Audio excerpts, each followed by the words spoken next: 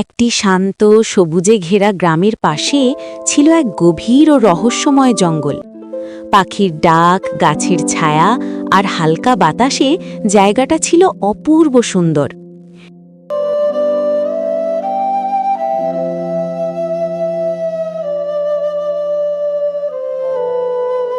সেই গ্রামের এক কোণে বাস করত এক গরিব ব্রাহ্মণ আর তার স্ত্রী। ব্রাহ্মণটি ছিল খুব লোভী। সে সব সময় ভাবত কিভাবে বেশি টাকা পাওয়া যায়। কিন্তু তার স্ত্রী ছিল সম্পূর্ণ উল্টো, সৎ, পরিশ্রমী আর দয়ালু। শোনো, ঘরে আর চাল নেই, আজ কিছু না কিছু কাজ খুঁজে আনতেই হবে। ঠিক আছে, আমি জঙ্গলে যাচ্ছি, দেখি কিছু পাওয়া যায় কিনা। এই বলে ব্রাহ্মণ জঙ্গলের পথে রওনা দিল। জঙ্গলের ভিতর ঢুকতেই হঠাৎ সে থমকে দাঁড়াল। একটা বড় পাথরের উপর বসে আছে এক ভয়ঙ্কর সিংহ। চোখ দুটো লাল, শরীর শুকনো, স্পষ্ট বোঝা যাচ্ছে সে খুব ক্ষুধার্ত। ও হে মানুষ, ভয় পেও না, আমি খুব ক্ষুধার্ত। যদি তুমি আমাকে একটু খাবার এনে দাও, আমি তোমাকে পুরস্কার দেব। পুরস্কার শব্দটা শুনেই ব্রাহ্মণের চোখ চকচক করে উঠল।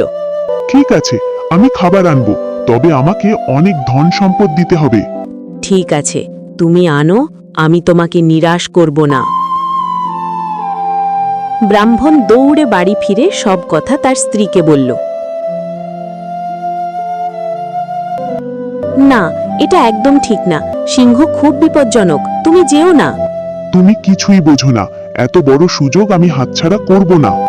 লোভে অন্ধ হয়ে ব্রাহ্মণ পরের দিন এক বালতি দুধ আর কিছু খাবার নিয়ে আবার জঙ্গলে গেল।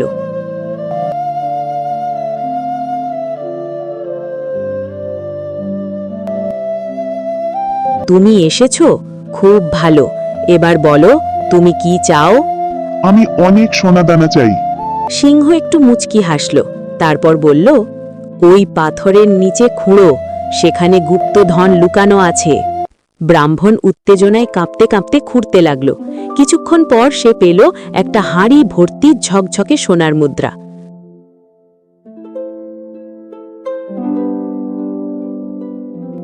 আহা, আমি তো ধনী হয়ে গেলাম। কিন্তু এখানেই শেষ নয়, লোভ তার মনকে আরো গ্রাস করল। আরো ধন কোথায় আছে বলো, আমি সব চাই। এই কথা শুনে সিংহ রেগে গেল। লোভ মানুষের সর্বনাশ ডেকে আনে, যা পেয়েছ তাতেই সন্তুষ্ট থাকো।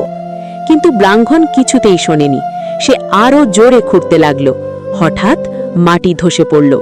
বাঁচাও, বাঁচাও, আমি পড়ে গেছি। সিংহ শুধু মাথা নেড়ে ধীরে ধীরে জঙ্গলের ভিতরে চলে গেল। লোভের শাস্তি সে দিয়ে গেছে। অনেকক্ষণ পর ব্রাহ্মণের স্ত্রী তাকে খুঁজতে খুঁজতে সেখানে পৌঁছাল। ওহে, তুমি এখানে?